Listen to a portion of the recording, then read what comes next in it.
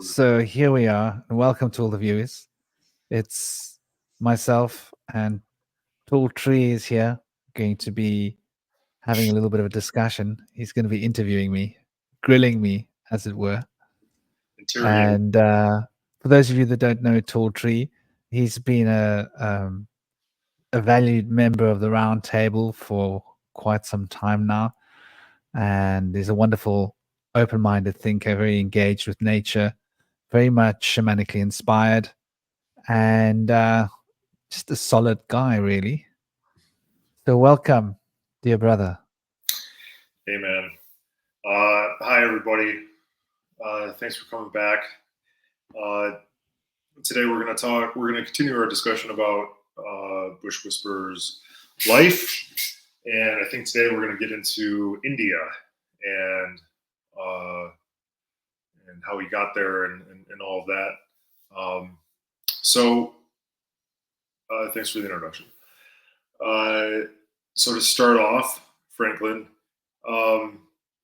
when did you first feel the pull or the calling to go to India?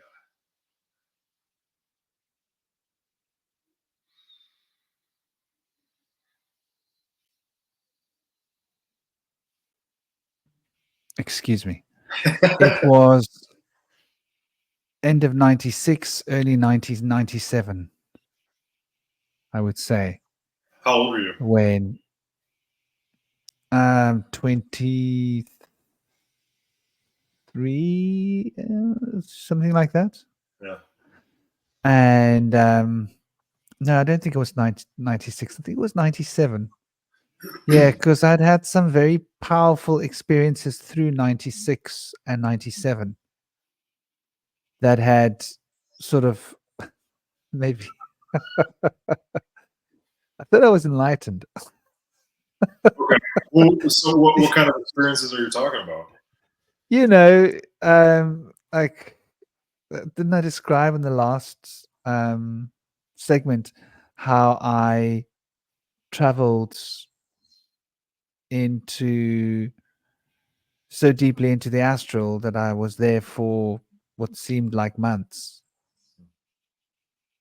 I explained that to you. Or did I not explain that? You might have. It's been such a little bit. You want to just recap, just real quick, like? Oh gosh, it's hard. Okay. Anyway, so I'm training really hard with my meditation, and I'm training really hard with my, with everything else related to that, my practice. Obviously, it's before shamanism, so I'm training in traditional occult techniques, Rosicrucian techniques, similar to Rosicrucian techniques, I would imagine. And I create myself a yantra, geometry and color, and there's a doorway into the element of water, and I travel into it with open eyes. So I project myself through my eyes into that and out, and it's really wow. It's awesome. Did you say did you say yantra? Yeah. This is a drawing? That's just a Vedic word. It's sacred geometry. Okay. And color. So it's like a drawing. You like drew this? Yeah. I made a big one, put it on my wall. You sit there, you meditate on it, and you imagine yourself going through it? Yeah.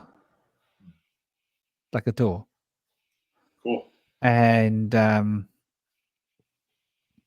so I'm traveling in the astral, which is pretty cool. Because like other people, I thought that the astral and the etheric were the same thing. And I was quite acquainted with the etheric. And then I'm like, hold on, this is very different. Like, this is like a head trip. This place is completely different to what I know. I know the etheric, which is what everybody else calls the astral when they think they're talking about the astral. But now I'm in a zone which is like completely, there is no determination. There's no, it is not fixed in any way. And so I'm in the zone. There's no direction, there's no form. It's your consciousness there's a feedback loop between this fluid substance that you're in and your consciousness. And there's no distance. Time doesn't exist like it exists on the etheric plane or here. It's completely like you're encapsulated in your imagination. This is where dreams happen. And only you're not dreaming, you're awake and you're in the substance. You've got a body, but you can't feel your body because you're a pure energetic state of consciousness. And so you're surfing. Or I was surfing through this silvery fluid. And well, silvery is like what my mind projects onto it. And then I realize I'm like, okay, so like a lot of time has passed. Can't quite figure out how much. And now, like, where's my body? And then I can't find my body. I'm like, okay, this is a new one. So I'm looking for my body. And like, I think I searched for my body what seems like a few weeks. And I'm like coming to terms with the fact, well, the body must have passed by now. Not drinking water, not eating, not. When I left my body, I had the distinct impression of my heartbeat stopping. So I've obviously been here now for like a month or weeks. No, I think it took me what seemed like maybe more than that. Might have been months, but it was like a long, long time. So, like, what what are you experiencing? Are you just like seeing colors, or are you like dreaming places? Are you doing things? No, Okay. it's a feedback loop. You're in a fluid substance. Yeah. And in this fluid, whatever your emotional attunement resonates becomes your surrounding. Okay. But it's not surrounding in terms of dimensionality like we know it. It's a very abstract, emotionally inclined state of consciousness. And so the reality isn't what we're used to. In the etheric field, you've still got structure. There's still like ground. There's still the world plane. There's still up and down and forwards and back. And there's still, if I move there, that's behind me and this is in front of me. And everything's got like a relationship to it. In this, it's all relatively different. There's none of that. So it's all your consciousness. And obviously, I'm then spending a long time looking for my body. And there's like, well, there isn't anywhere to go. There's nowhere to go. I'm like, I'm trying to go all this, but there's just no, like, there's actually nowhere to go. I'm like, okay, so this is a new one. So I'm like, well, I've done the leaving my body thing before, like ending, end of my life. So I'm like, okay, well, I can roll with this. It's cool. So what's next? And I'm like, so surely there must be like a way out of here, wherever here is. And then I realized, hold on, I smell them, I hear them, I sense them. And they don't move like normal. They don't move. They've got a very weird way of moving. It's like they move contrary to where they should go when they move. It's the only way to explain this. And I know they're coming for me. I'm like, oh, okay. Who's this gang? Who's this gang? What do they want with me? So they came for me. So I'm like, okay, well, we can do this. So I'm like cruising. I feel like I'm surfing through this tunnels of fluid space, whatever you want to call it. And wherever I go, like as fast as I go, they seem to always be with me. I'm like, I can't really get away from these guys, can I? And so they move like thunderbolts. They move like, then they're there. And they move like, then they're there. And they move like, but they're not really with me, but they're with me. Sounds like feel them. UFOs. The way you What? oppose move. But there's no space, Yeah, so yeah. there's no objects. There's no objects. So I've while I've been like investigating this space, I noticed there's this like you could call it the void, but instead of having nothing there, it's like almost infinite density where you can hide inside. But when you go inside it, you can't think. You can't do anything. So I find this like, oh yeah, there's that void place I discovered. I call it void because your mind goes void, but it's like you in this, it's like being in rock. Imagine having your body like submerged into rock and you can't move your body, but your consciousness. So anyway, I go into this like infinite density space, which is like a void of mind, whatever you want to call it. And then I come out and like, okay, nothing's changed. They're still here. Like this is very strange. So I keep trying to go in there and like trick them. Like maybe I can go in and figure it out. But when I go in and like I come out, I'm exactly where I left when I go in to this. It's like a substrate where you just put your consciousness into.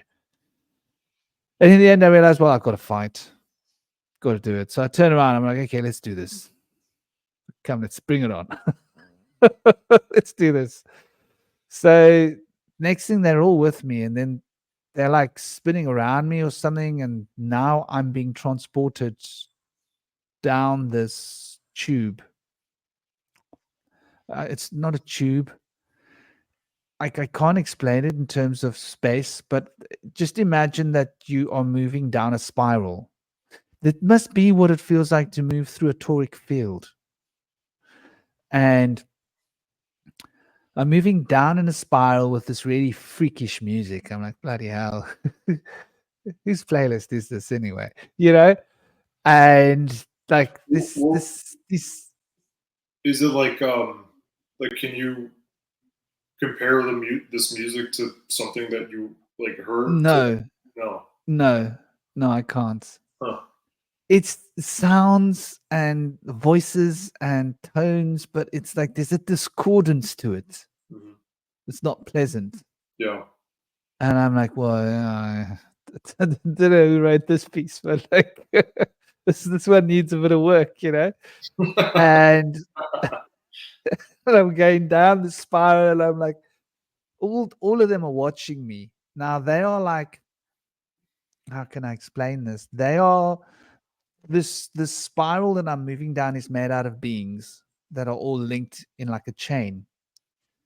And they are all like made out of smaller beings that fit together to make bigger beings that are fitting together to make bigger beings. And I'm going down, and it seems like the smaller beings are fitting in to make bigger beings, fitting to make bigger beings. This exponential expansion of these beings. And they're all got this very particular characteristic. There's a serpent-like characteristic to them, let's be honest. And like a lizardy kind of a feel to them. But they're not physical beings as such. They are like part of a intelligent forces that seem to have character, that seem to have shape, but not three-dimensional shape as shape, but somehow they've got something and they fit together. And I'm going down, down, down, and like it's getting more heavy. The down I'm getting, and the crescendo of the music's becoming like more like bloody hell. This is freaky. And then I'm like in this place where I'm like, okay, so where's the bottom? Where is the bottom? Where is that bottom? Can't see the bottom, but this seems to be the bottom, but I just can't see it. And there's all these hierarchies are around me. They're like hierarchies, like stretching up, like this spiral that goes up, and I'm right at the bottom of the spiral. And then I have to face this being that's wants to it wants to possess me, but it keeps trying to get into my head. So there's this like psychic duel, and it doesn't have a shape or a form. It's a formless being. So it's it's shifting shape and form so fast that I can't keep track of its form. I'm like, oh, well, this is a head trip. Like, who the hell are you? Ding, ding, ding, ding, ding, ding, ding. Faster than I can imagine. It's switching from one form to another, to another, to another, to consistent shape changing. And the more I like focus and like, the more it comes at me. And none of my names work. None of the like the techniques that I've learned work. I'm like, so now I'm like, yeah, all these weapons I've learned are basically useless. Oh boy, oh boy. So I've got to so this battle goes on and on and on for what seems like weeks. And the more I put energy and force into my will, the more I focus and centralize my will and focus my will, the more powerful this being is. It's like exactly relative to me. And like it's weakening me, like, and then like I get the second wind and I'm like whoosh, and then I'm back and the battle's going and it's stronger. And so it just keeps going on and on and on and on and on. And I really know that I'm playing for keeps here. This is for keeps, because I will like go down into that thing. Wherever that bottom is, I don't know what that thing is. But like I know that I don't want to go down there. And it just carries on and on and on and on and on and on and on. And some part of my consciousness is going like, so is this it now? is this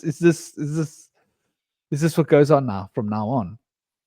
And it's almost like all these beings are waiting. It's almost like they're waiting for me, like I'm on the table, I'm going to be like eaten or something, kind of a feeling.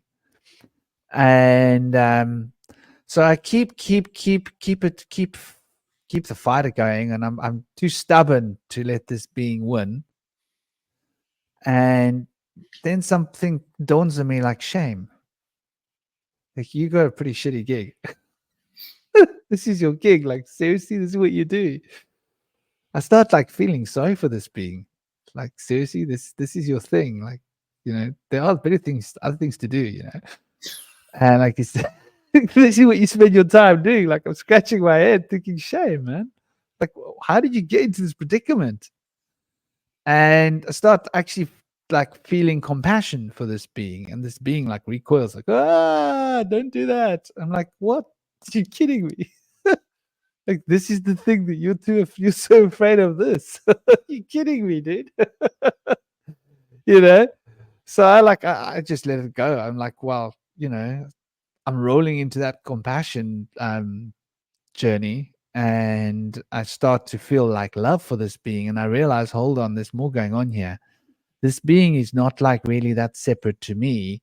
In fact, this being isn't separate to anybody. It's not separate to, like, there's something like fundamentally that's connecting me to this being, to all of these beings, to everything else, and that we're all sort of part of one thing. And then this being sort of like becomes completely dissolved.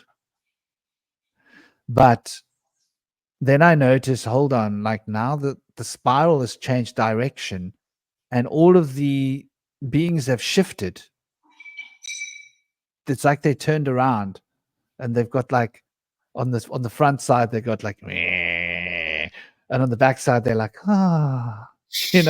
they've turned around and now they look like Babylonian or Sumerian angel, something in them. And they're like the structures have changed, the colors have changed, the frequencies of tone have changed. The music is becoming like these beautiful voices that are like singing.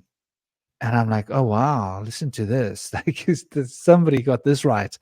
And I'm listening to this music, and now I'm turning this way and I'm going up that way. And like, I'm feeling euphoria and euphoria and euphoria as I'm going up. And I'm like remembering, hold on, this is like getting towards that euphoria I felt when I was like a little boy going out of the pool, and like that that feeling like there's something going on here.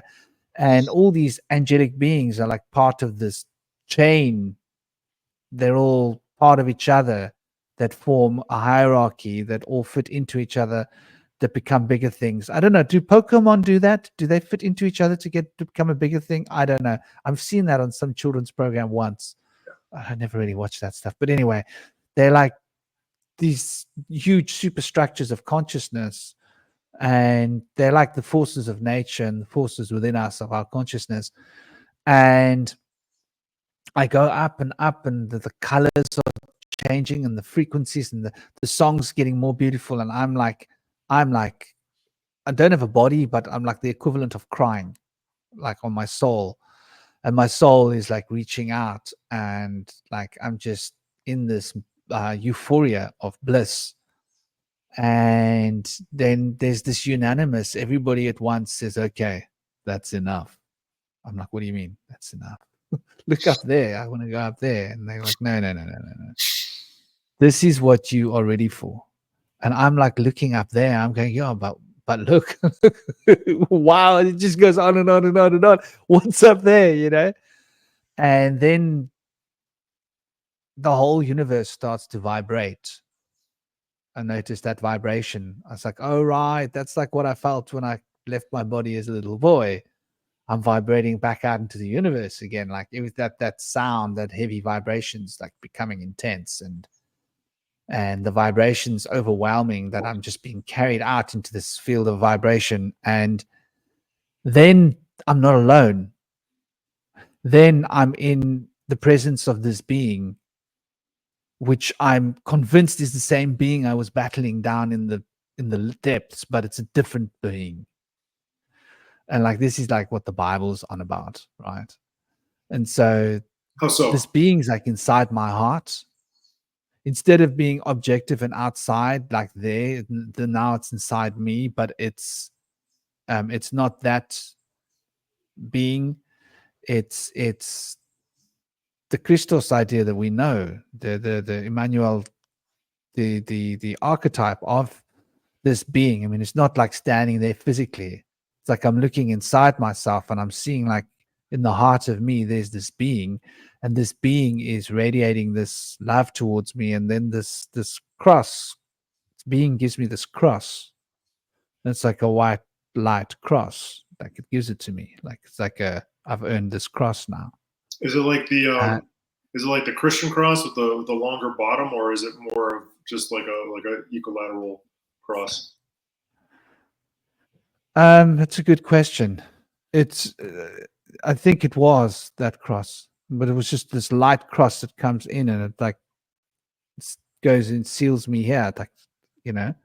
Wow. And then I vibrate and vibrate and vibrate and vibrate, and this being sort of showing me with, it's not a conversation of words, but there's a telepathy happening, showing me that like everything's here is for a reason. This is basically the structure of this thing that you're in.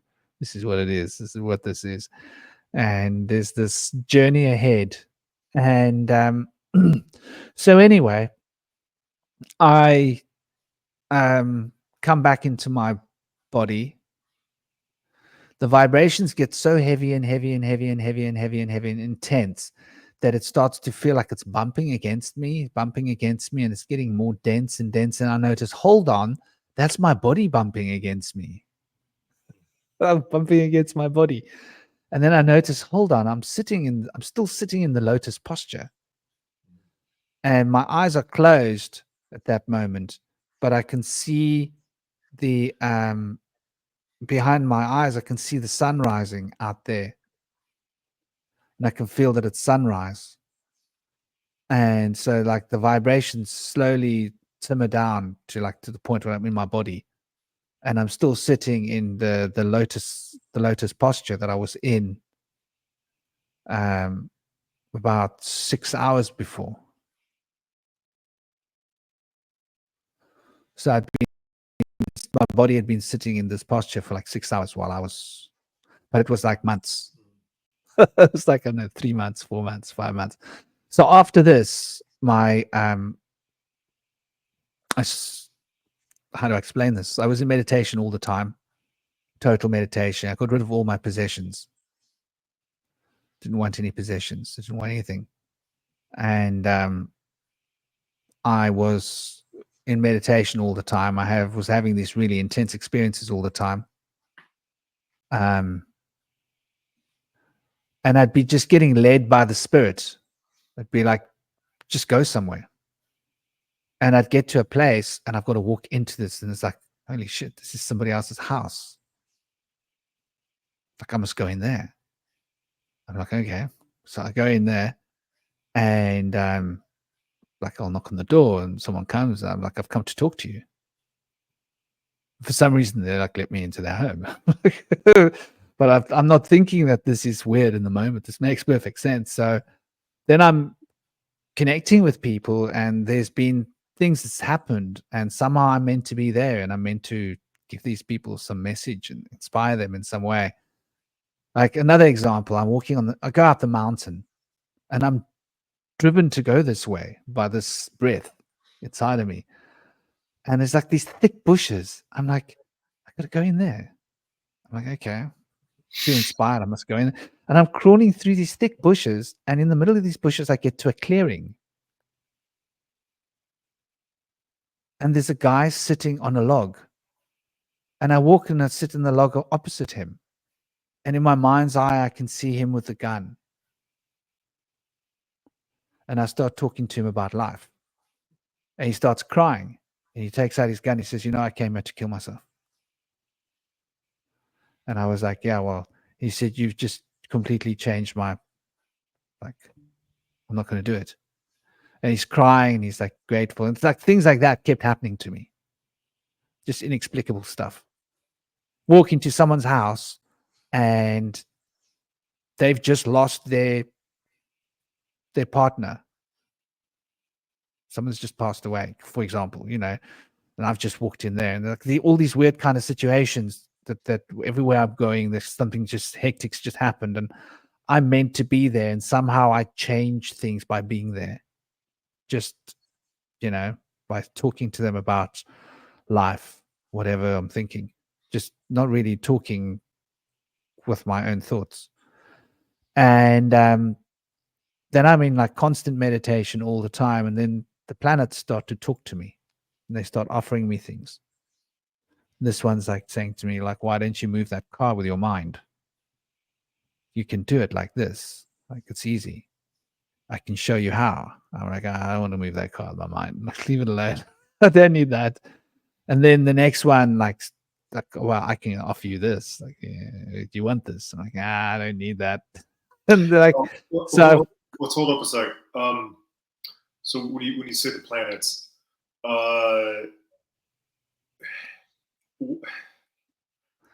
what's going on here? Are you like outside at night and you like see Jupiter and then you're like I'm walking, but I'm in a constant state of meditation. Yeah. And I'm spending a lot of time in the mountains as well. Okay. But even when I'm not in the mountains, I'd be like walking maybe somewhere. Like maybe I'm just I'm being led by the spirit to go somewhere. Yeah. And then I can hear the vibrations of the planets. Like, but it's a living being. Okay. It's not and it's talking to me. It's saying like, look, this is my gig. This is what I do. I can show you how to do this. They impart knowledge or they impart power? They want to teach me how to do this thing and offering me this and like you can learn to do this. All right. You can learn to do this superpower. Like I can. Yeah. Do you want to learn how to move objects with your mind?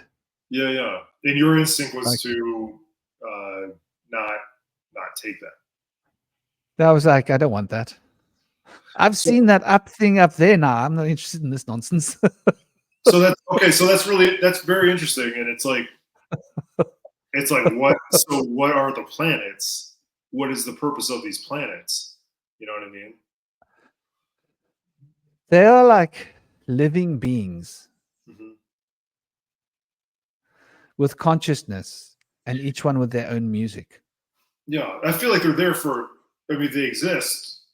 As far as we know, they're there, and Yeah. so there must be a reason. But now you've accessed this other level where it's like there's this communication, and they're like, Yeah. you can do these things and have this power. Well, I didn't. I Right. was like, I'm not interested, and I'm like, I want to give up everything. I don't want this. Mhm. I want nothing. I just want to give up everything. I want to give up everything. I don't want anything. I need nothing. I don't want anything. I just want to give it all up. I don't need that. I don't need those powers. I don't need this. I don't want that. And I'm not interested. Thanks. Thanks for the offer, but no, no thanks. Don't want any of it. And my meditation's taking me deeper. And then I get to this window where I go through the window and I'm like seeing things. I'm like, hold on. This is the future. And I'm like getting scared.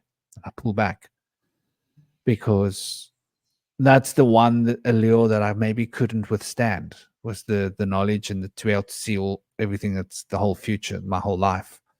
And I can hear and see my death over there in the future, and I pull back. I'm like, no, no, no, no, no, no. I don't need to know all of this. I don't need to know all of this. So I get scared, and because that's the one thing that maybe is too close to home for me, if that makes sense. And Well, I've always imagined. Uh, what I had this thought a long time ago. It about I don't know if it was a story that I heard or something like that, but it was like it was like a wizard or something. Maybe it was even about you knowing the future and your death and things are going to happen and still being able not descending into despair and and having the power to still just be positive and continue life and to just do do your purpose and it just seemed very very incredible. Like if you were like, why would you want to know all that? You know what I mean? yeah, exactly. It seems like Well, such a burden. it is, I think so, but I think it's like a burden that like we'll carry if we're ready, when we're ready. Yeah.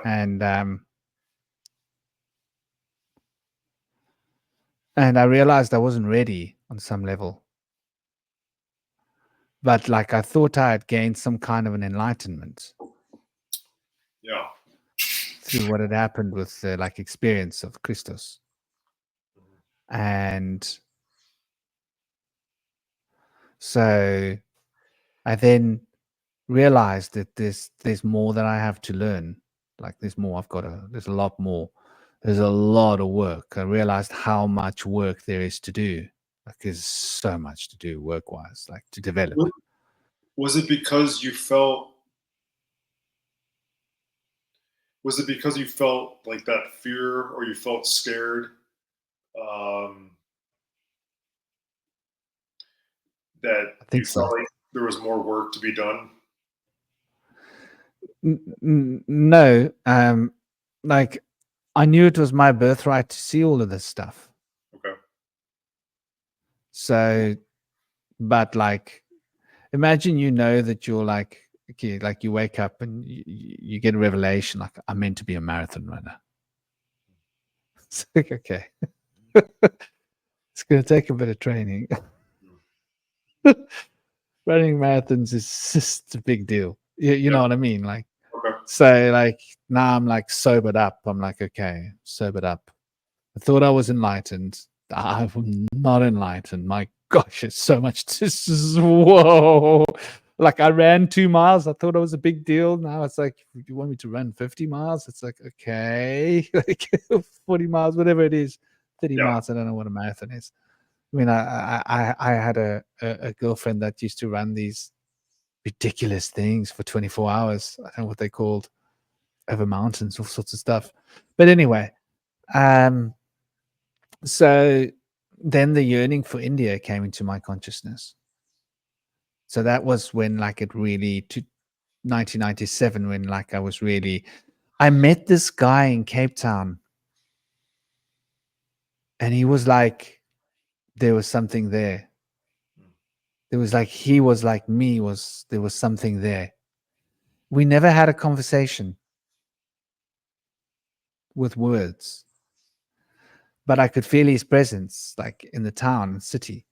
And sometimes we would just be in each other's presence and we would just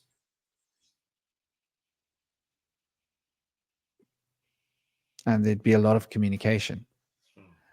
And I realized he had like basically left everything behind and he was on this path.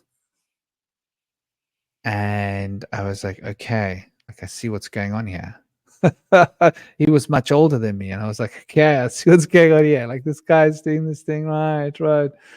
This is like something, and he was very deep spiritually, meditative, very, very tuned in and switched on.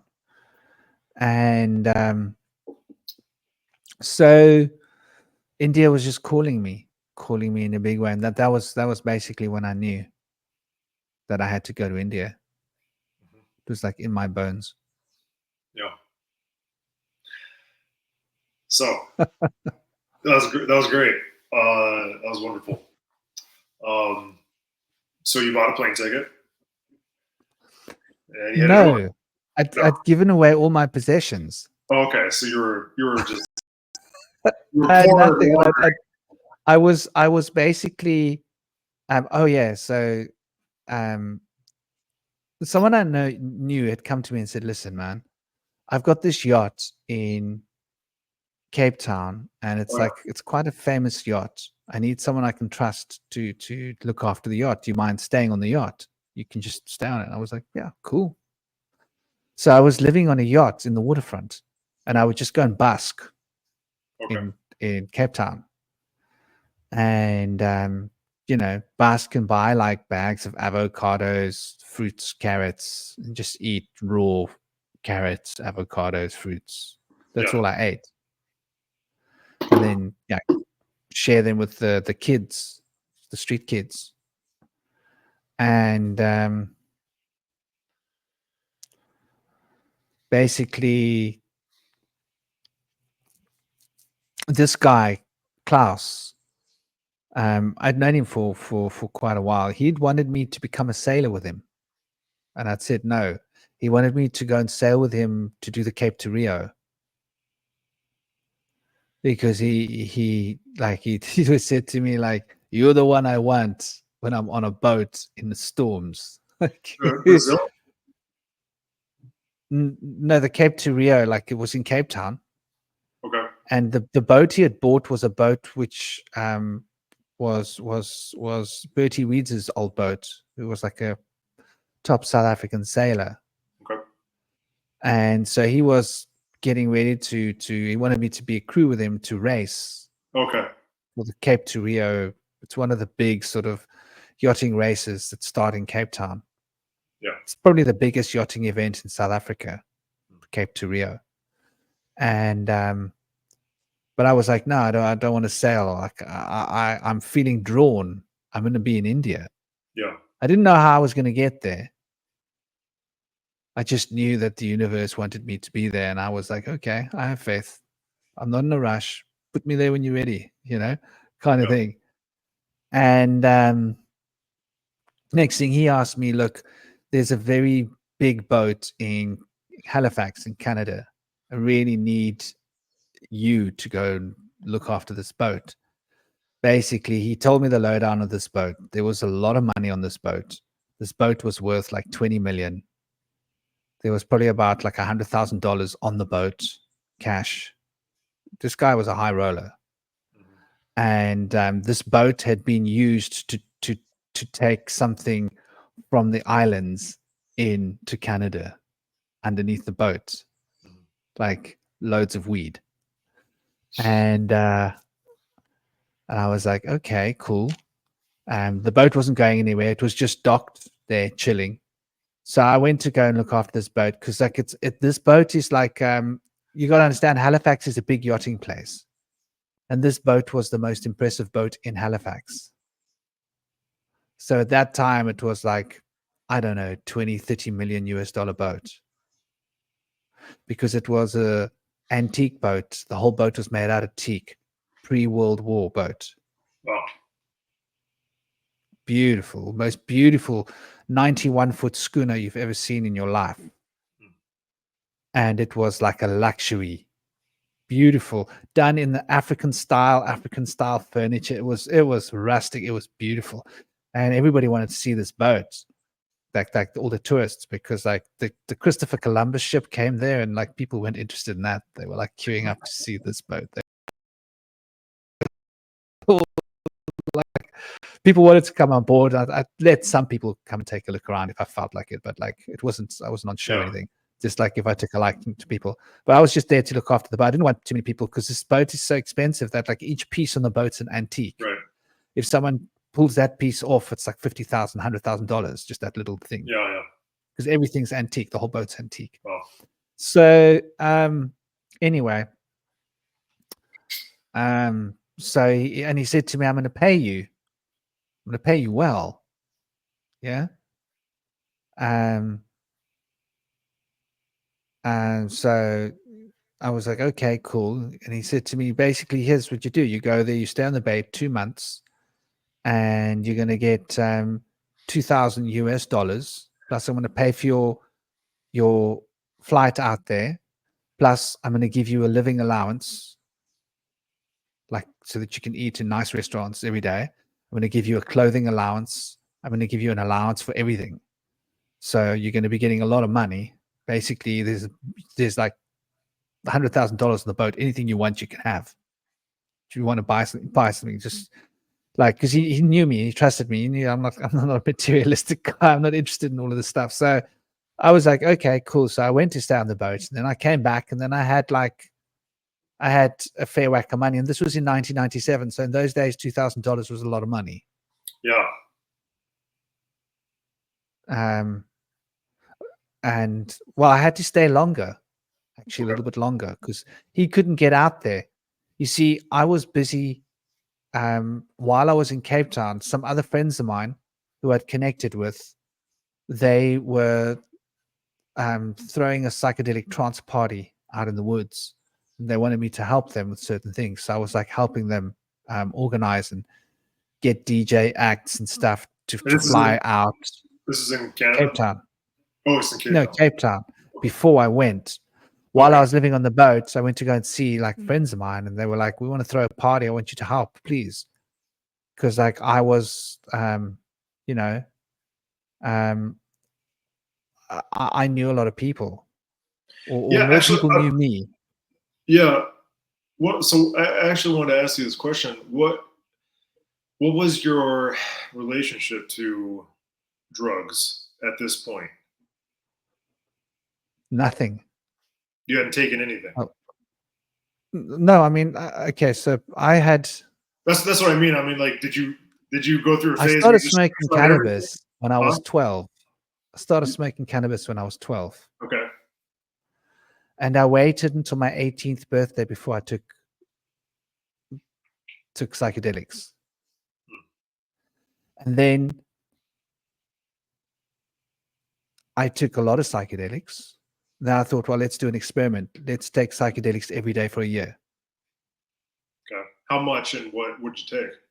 All sorts. Okay. Mushrooms. I never had to pay for psychedelics. No. I didn't have to pay for anything. So basically I used to dance. And I'd go into like a deep trance if I danced. And then there'd be like serpents moving through me, and I'd travel outside of my body into a different time, and I'd be like reliving different lives while my body is dancing. And then I'd come back into my body, and my body's going wild. And I'd just have to like, okay, I'm going to just let the body just keep going. And I'm like watching, what's this body doing? Oh my gosh, it's doing weird stuff. And then I noticed, hold on, there's like a language I'm talking now. This is like an old angelic language that I've uncovered somehow. This is like how angels talk through their bodies.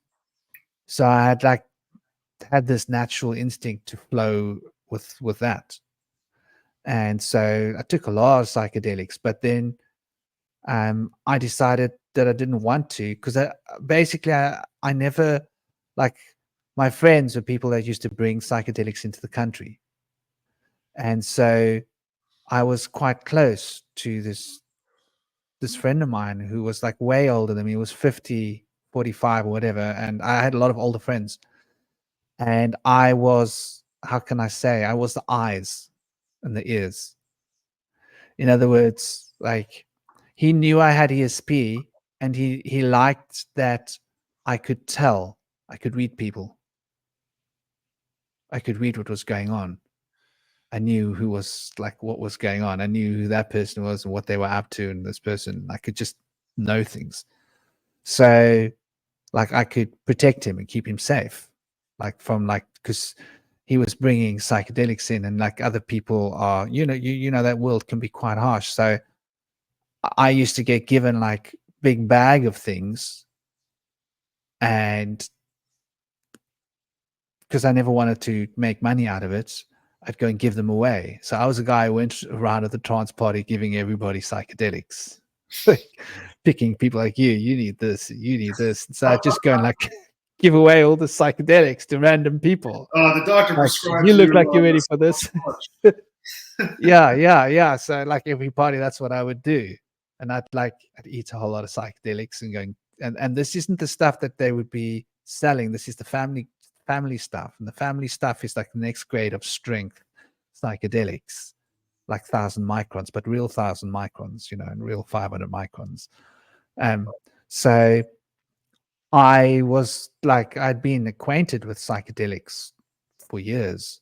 Yeah. But then I'd gotten to the point where I didn't want psychedelics anymore, because it seemed like it was holding me back. I just wanted to go into pure meditation. Was that after? Did you come to that realization after the year of everyday usage? Sorry, did I come to that after what? That year that you? No, before. Before. Oh, no. After, yeah, but that year was in 1993. Yeah, so what came? 93, 94, 95, 94. Yeah. And then So I took like psychedelics 94. And then by the time I got older, I didn't want to take psychedelics. I didn't want to take anything. I was celibate. Yeah. And I just wanted to develop my spiritual program. Just wanted to practice meditation. I just wanted to understand occult therapeutics more deeply, because I'd been thrown into it when I was really young, when I was like 12. Yeah. So I now had like a background in it and lore, but now I realized how big this thing was. I wanted to really understand the nuances and the subtleties of it. So my practice was paramount to me. So obviously I didn't drink. I would smoke a bit of green. That was the only thing that I would really use mostly, if like, not all the time, on and off. But I was interested in detoxifying my body. I was eating raw food. I had moved to vegetarianism. I was cleansing my body. So I was like, my temple, I didn't want to use psychedelics. And then I would sometimes, but then I wouldn't like often. But when I did, I'd take like thousands of microns or something, or I'd take like, a lot and go like right out of my body. And then I wouldn't for a long time. Sort of like on a full moon, certain times when the energies were like coming to a point, I was like, okay, I'm going to go and do a journey now. And I'd eat copious amounts of psychedelics, go and dance, and then wander off into the woods and do my thing. So and this was useful. This this was this is something you felt compelled to do, and was beneficial for you. Yeah, but it wasn't really beneficial. Okay. It was because I wanted more. What do you mean? I wanted more. I wanted to fast track. I wanted more knowledge, more wisdom, more. Okay. And then I realized that the more I got, the more I lost. And so then I decided to become pure. And becoming more pure led me to this other path that I was talking about happened to 1997, because I was like I say, I was drinking water and eating raw carrots and raw avocados and raw fruits, and Yeah. that was like basically what I was eating most of the So, time. so what is there a role for these psychedelics in our lives? Like, what do they what do they do for us, or what, you know? I mean, you're on a special kind of path. And you realize that the usage of the psychedelics weren't going to take you where you wanted to go. Um, but you know, for other people, you know, what do they do for you, or can they do anything for you? Can they lead you to realizations that, you know, can better your life in some way? Look, there's a mixed bag of eggs there. Mhm. That is like it's sort of like buying a whole lot of lottery tickets. Yeah. Don't expect to win the lottery, but some people do. Okay. If that's how you want to spend your money, Gotcha. you can do it. But some people are actually going to spend a lot of money and buy a lot of lottery tickets. They're actually going to win the lottery. But for most people, they don't. And I think psychedelics is pretty much like that. Gotcha. It can be, and it does serve a purpose, but I don't believe it does and serve a purpose for everybody. I think that for the right person, but then that person had that before the psychedelics. Mhm. Yeah. And that has always been in that person's life. So they will uncover whatever is within you. And if people have got schisms and issues and stuff, that's what's going to be uncovered. So it's going to pronounce whatever is intensely there.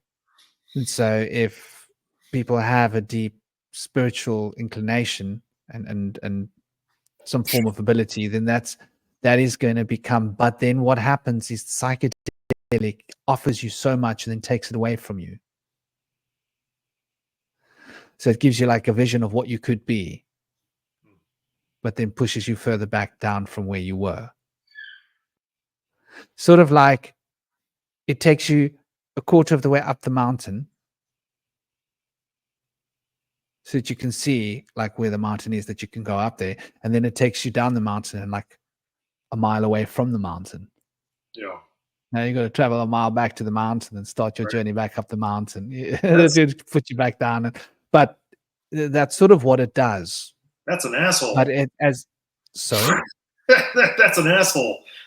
So, but but on the upside, if people didn't know they could climb the mountain and yeah, what was on the mountain, then now they've got like a reason to want to climb the mountain yeah, yeah, if yeah. they've got the right mental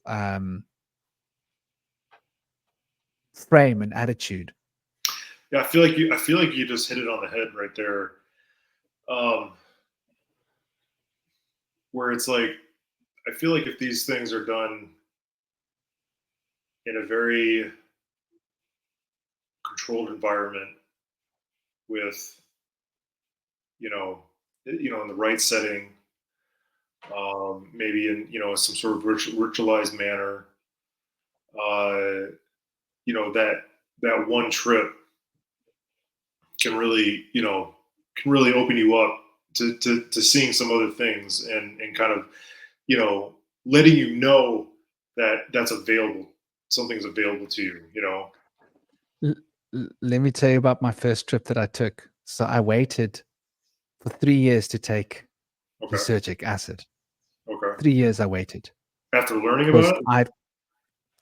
I discovered it when I was 14, 15 in occult works about psychedelics. I was like, okay.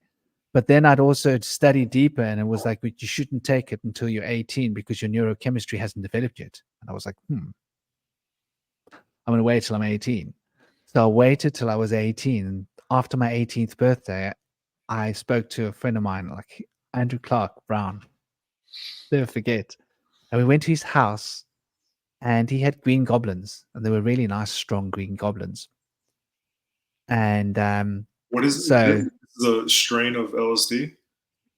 yeah, at that time, this was like 1993. All right. So 93. Yeah, 92, 93, 93, something like that. No, it could have been 92, 93. Anyway, I just turned 18. And yeah, 93. And I was looking forward to this for 3 years. And I took it, and it was like, whoa, blew my mind. And I was like, whoa, it's like I had to go and have a shower. I got into the shower, and there was this woman in the water talking to me. She was like a being. And I was like, oh my gosh, who's this being? And I was falling in love with this being in the shower, and this watery being. And I got out of the shower, and I was like, whoa, this is very interesting. And I sat down, and I found like a whole lot of pieces of paper and a pen, and I started writing. And I wrote and I wrote. I must have sat there writing for like an hour. I don't know. I wrote all these pages. And my friend, Andrew Clark Brown, who was also studying the occult and mysticism, he came and he started looking, and he said, what is this? He said, this is runic. And I was like, yeah. And he was like, well, what are you writing? And I was explaining to him, no. I used to be a scribe. I used to write these histories and the stories of our people. And so I was teaching him how the grammar worked for the runic language and how to write runic, because I'd written all these pages, and he was like, what is this? And I was telling him what I'd been writing. This is this story, this saga of this and this and this. And so I'd written all these pages of runic, like, but I forgot it afterwards. Right? I was like, hold on. What is the bloody point of me going into this thing and remembering all of this and writing all of these? And then I'm stuck with all these pieces of paper and all these. And then I looked it up, and I realized, okay, so this is a form of Norse runic writing that I basically in a trance started writing. And so that was like when I realized, well, there's something interesting with this. So my point is, not everybody will have like necessarily a positive experience or proper experience, like a spiritual experience with it. A lot of people might just go off their heads. But I was with him, and he was like a deeply spiritually inclined guy himself, if that makes sense. A lot of people were actually scared of him because of his occult nature, and he was like very, you know what people are like. But like I got on with him. I thought he was like a very deep guy. Like we used to have conversations, and he was very deep. So anyway, my point is, like, you'll know the first time you experience it if it's for you or not. So when I took acid for the first time, it was very much, well, when it when I like broke through, because I took it, and then there was some like neon colors on the edges, and then there was some very vague sort of vision like things, and like the world kind of like breathed for a little bit, and then Were the walls breathing? yeah, well, everything breathing walls. Everything's moving. Look at the walls; they're breathing. Yeah. And then the guys that were with me were like, "Here, smoke a little bit of this hash," and then it was like, and then it was like, it was just HD, just woof woof woof, patterns, and there was one moment where I was like in like a grid, like I called it the tesseract. Like there was just this huge grid structure that I was standing in or on top of, and then at one point there was like I was in a bathroom, and it just I just felt like I was looking at this tapestry of just insane, wild occult knowledge that it was just going like this. I didn't have time to like focus in on it. However, I did. There were when those patterns and everything were going. It really there's that feeling of like profound meaning, and it really felt like I was seeing the way something like beauty works. Like this is how beauty works. Okay, wow. But it was just so intense. I did, however, I was myself. I didn't just lose myself. I was like, okay, breathe, breathe, breathe, breathe. The breathing definitely, helped me out a lot. And I remember thinking very distinctly, I was like, well, if I could just get a grip, if I could just get a grip, there might be something here that's like, I don't know, useful. You know what I mean? Another very interesting thing was that there was music. The guys I was with, they were playing music, and the music very distinctly was syncing up with thoughts and actions that other people were taking, and that stuck with me, and it made me think about how it became very clear to me that there's this flow going on like all the time. There's this interconnectedness, and it's just I was just becoming aware of it. It wasn't like it appeared because I was high on acid. It was like I was now just being able to see it a little more directly. Yeah. But the afterwards, like much later, afterwards, even now, like I think about taking it, and I don't know. I don't really have strong feelings like either way. Like I don't have any feelings of like, oh, I got to do it because it'll really help me do something. I don't know. Yeah, that's exactly it. Because when you get to that flow without any addition, then you don't forget it. Yeah. And I've been there That's before. why it's like going up and down the mountain story. Yeah. Like you're in it, you could do it, and then you forgot how to do it. Yeah. That forgetting part is a real Butt pain. pain. Because there were when I broke through, well, I literally mean it seemed like right in front of me there was this like thing that went whoop, opened up, and I dropped to my knees, and I think I started shouting, and I was outside. So these two guys came over to me to pick me up and bring me inside. And with the one guy had all these crucifixes. He had like these crucifixes. He was wearing a necklace of them. And I didn't realize this at the time, but I grabbed them. I grabbed them right here, and I tore them off. And I remember when I went inside the kitchen, I laid face down on their kitchen floor because it was cool tile, and if I could feel it right here, and it was kind of like this this grounding point, so I didn't fucking float off into acid land. But I remember I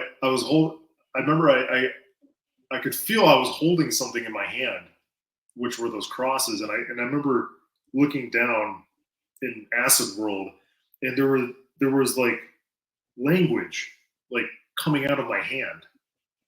It was like symbolic language, and I guess I could I sort of could understand it, and I might have felt like I was learning something.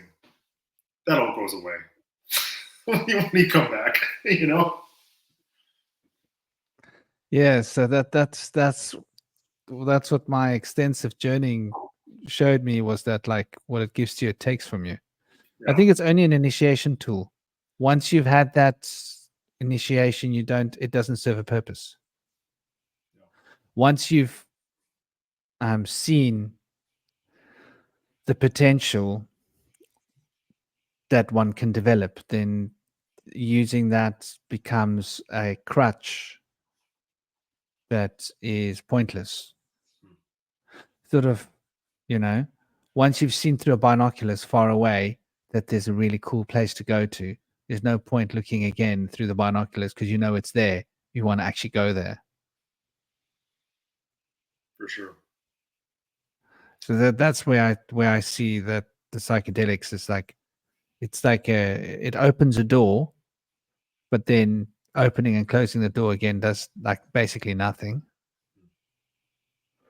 And I opened and closed that door a lot until I could like realize, you know what, I just actually got to do the work. Right. That's what comes down. You just got to do the work. You just get down and do it. Yeah. Um, and then when you start to open that door without it, then it's much more meaningful, because then it's not like you forget it the next day. It's like it's still there. Which has happened for me Yeah. several occasions.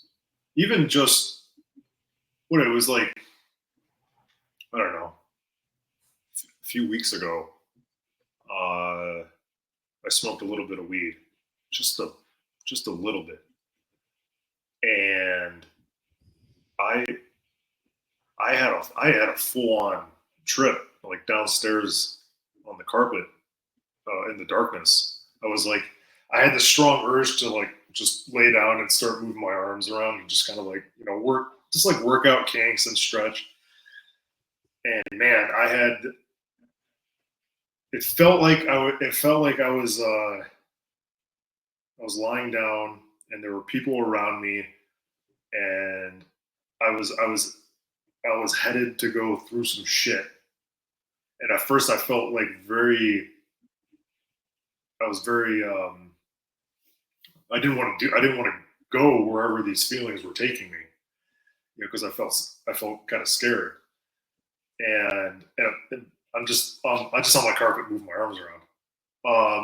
But in my mind's eye, I'm in this other place, and then I'm going through it.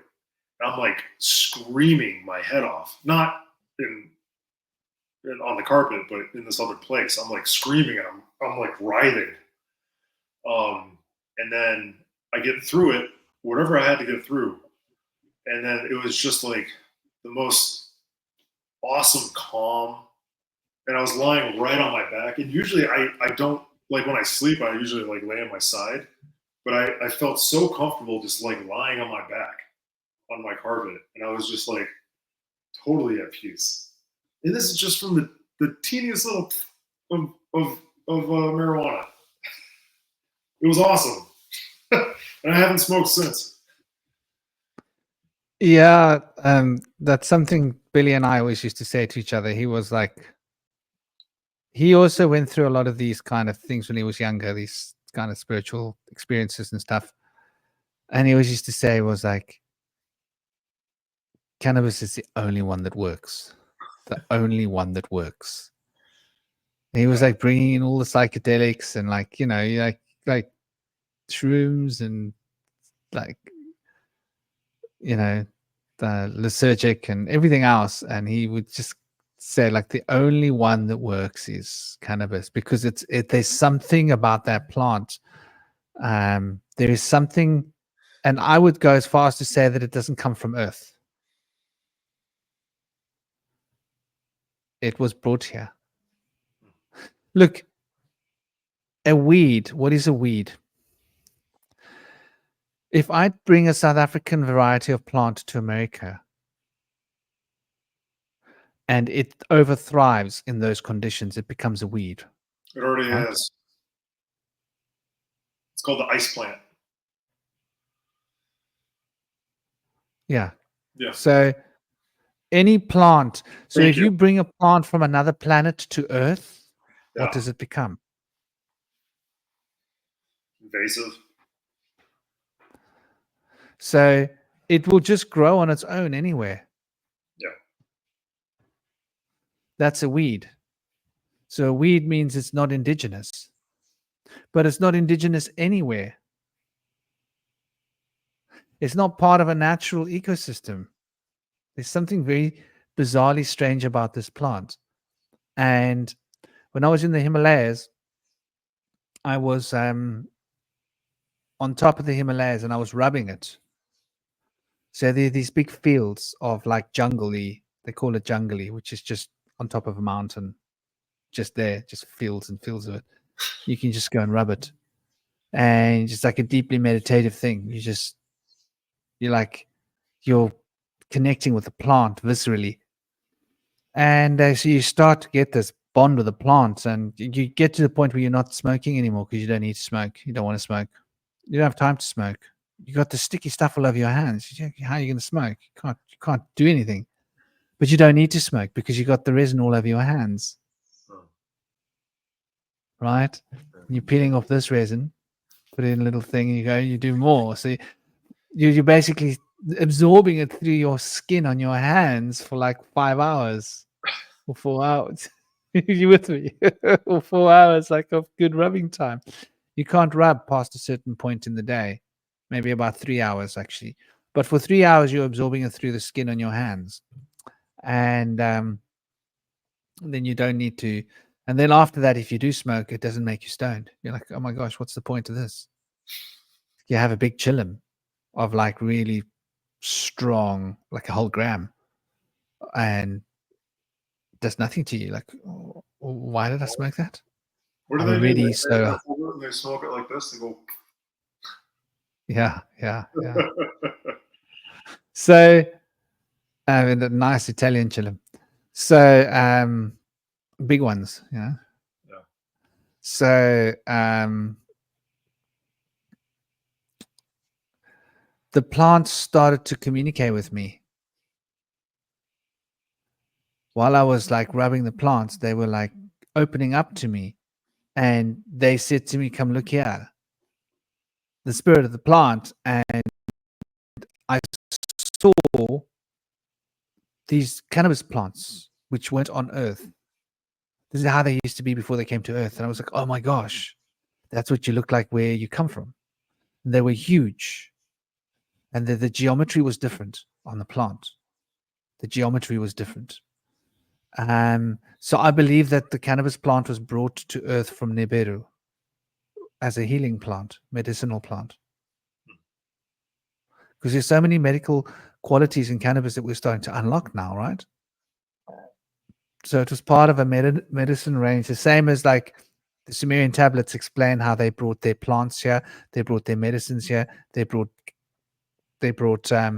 goats, they brought sheep, they brought fruits, they brought all of the things from their Nibiru planet, and they started cultivating it here.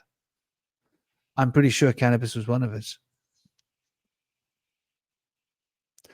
So anyway, after that I was like, oh my gosh, like I didn't know cannabis had that potential within it to grow like that, to look like that. And it was taking me and was showing me all these variations of its genetic profile as it would grow on another planet. What a weird telepathic experience to share with a plant. Yeah. And I wasn't expecting it. I've had the plant ask me questions that like kind of like you know how a therapist might ask you a question that you already know the answer to, but you just kind of need that prompt. And it's kind of like, oh, thanks. Yeah, you're right. Well, that's exactly it. There's a spirit to the intelligence behind this plant that's part of our consciousness stream. Yeah. But yeah, I mean, I haven't been smoking. I think I've had like 3 smokes in the last year and a half or something. Year and a half, 2 years. I don't know how long it's been. 2 years, whatever. Maybe 4 smokes. Don't feel like smoking. When it's a special occasion, special celebratory, on a solstice or something, then I'm like, okay, But yeah, I think like ideally one wants to have less or nothing. Yeah. Yeah, I really think that your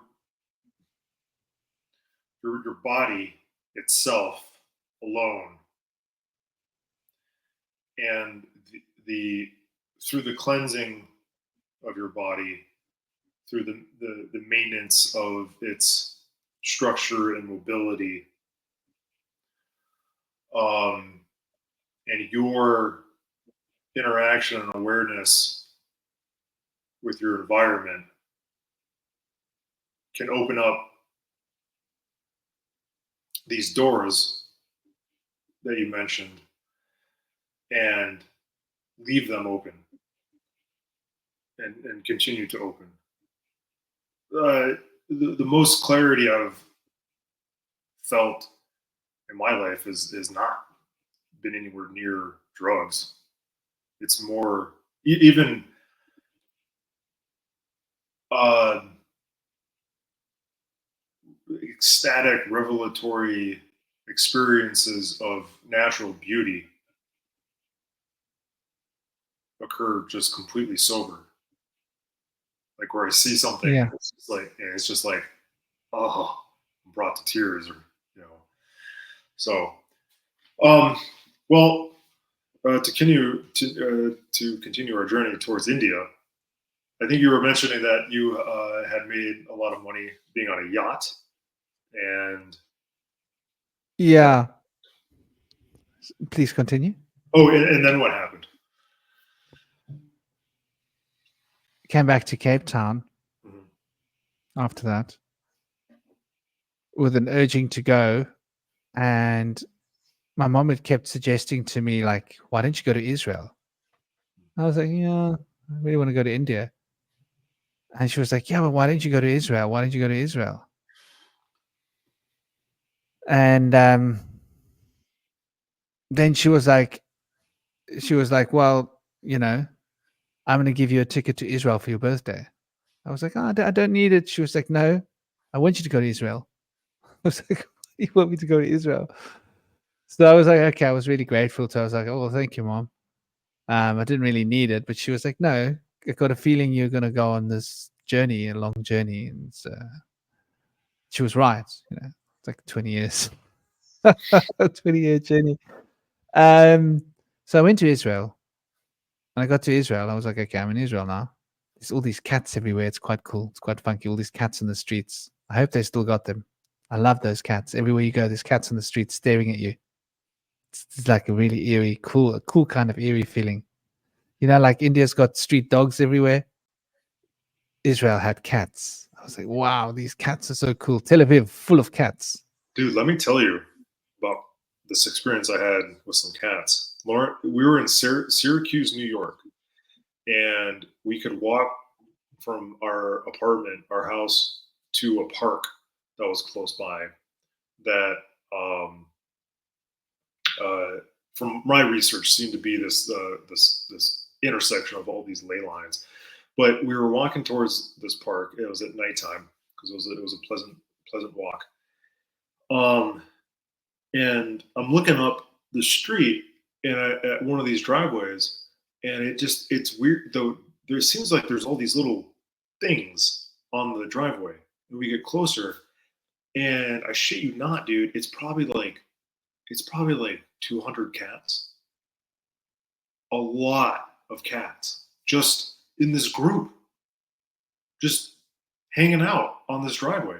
And as we get closer, they're all like, "Oh," and they start to like go their different ways. It, never seen this before. And I remember much later, I was like, Lauren, did we see a bunch of cats on a driveway one time at night in Syracuse? And she's like, yeah, that happened. I was like, damn, I thought I might have dreamed that.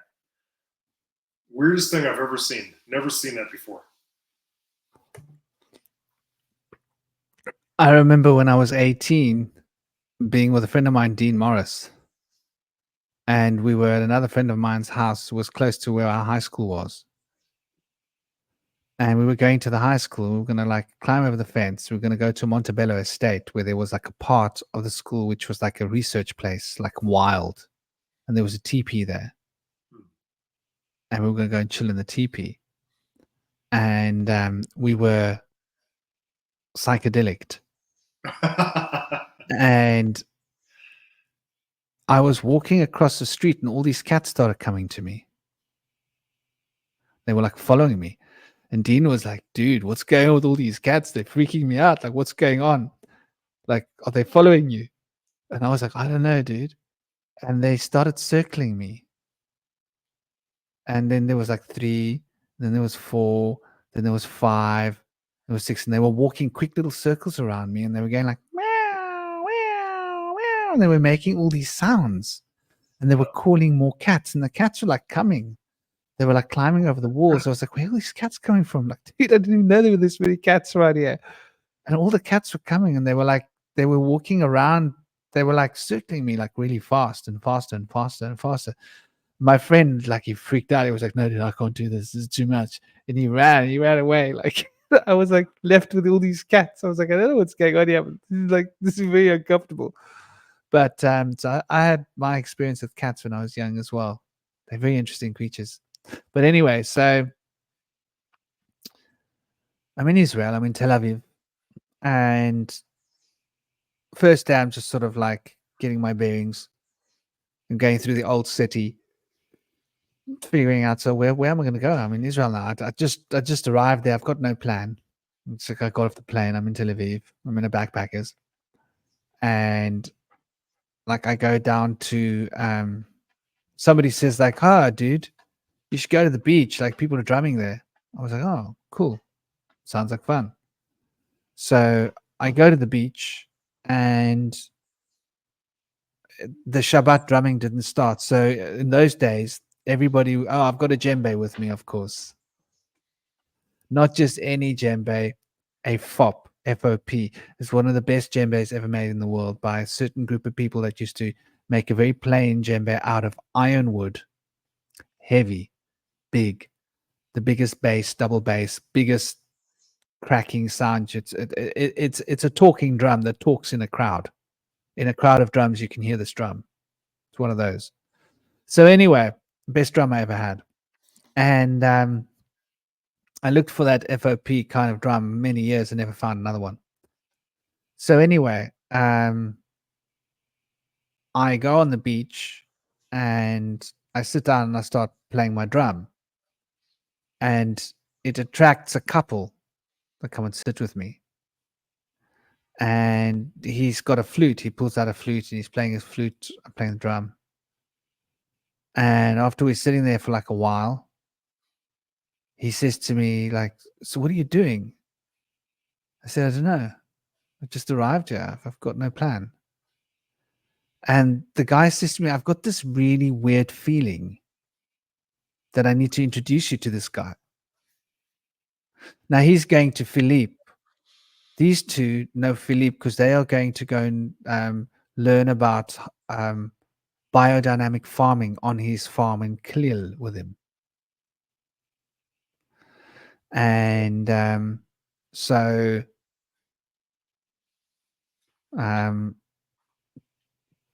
they say, like, I'm actually going to speak to him just now. Do you want to talk to him? I was like, yeah, okay. So he phones Philippe because they actually have to make a call just now. They have to talk to him. That's part of the plan. They're going to see him like the next day. And it's up in the north. And so I speak to Philippe. And Philippe is like, Philippe, like, we have a little conversation. And there's an instant, like a spark. So anyway, I go to Chof Ziv And it turns out, like, I don't discover this immediately, but like I can sense there's something about this guy, like something about this guy. What's going on here? And so he used to teach Kabbalah in the University of Jerusalem with the Kabbalah institutes, in basically where all the rabbis are trained. And so anyway, this is this chemistry. And so I lived on Khofak Ziv for like a year and a half, or more than a year and a half, however long I was in Israel, 1 year, 7 months, whatever. That was my base.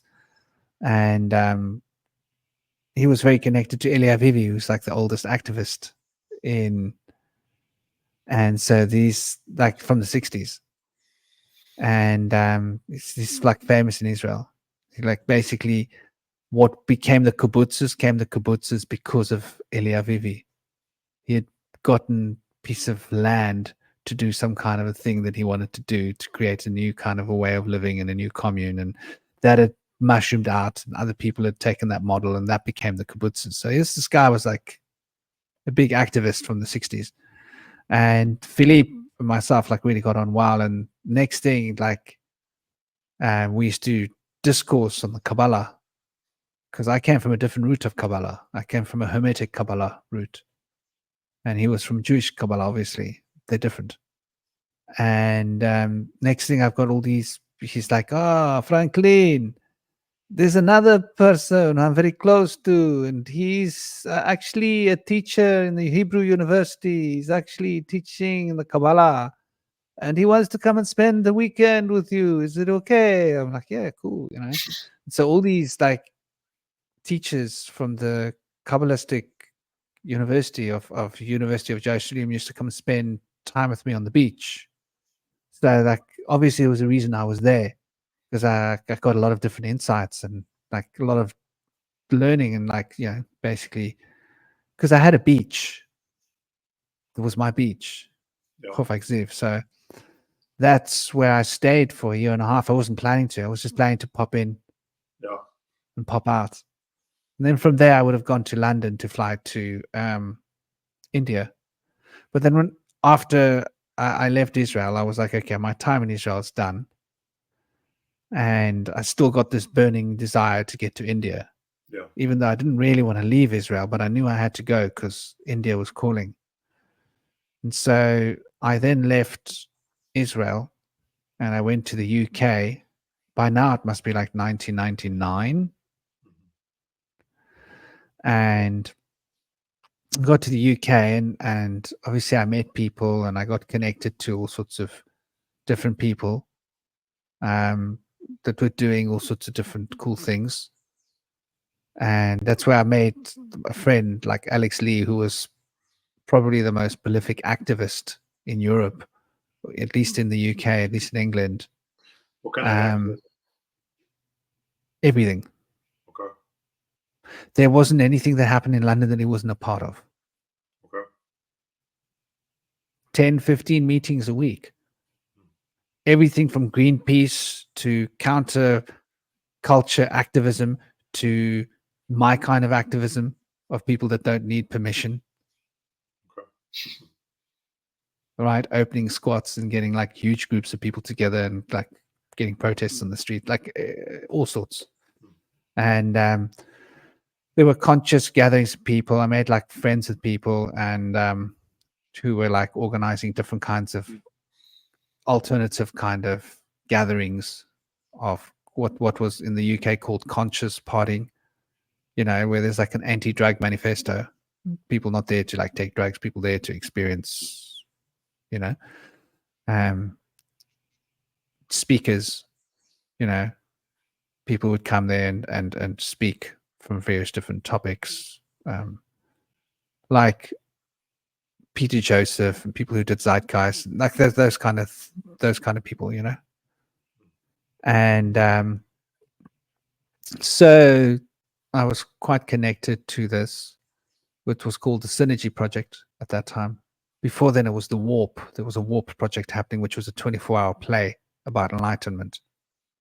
That would be a 3-day festival because 24 hours, like the actors have got to sleep. Can you imagine a 24-hour script?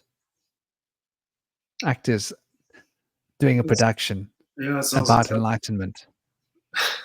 It's called The Warp. Wow. If you can find it, watch it. It's mind-blowing. Okay. The conversations in The Warp are mind-blowing. Conversation. So anyway, yeah, yeah, it's literally warp your consciousness. And then there was the parallel university that had grown up, which was also like deep occult. Are you with me? Oh, yeah. Okay, I'm just checking that you're not frozen. No.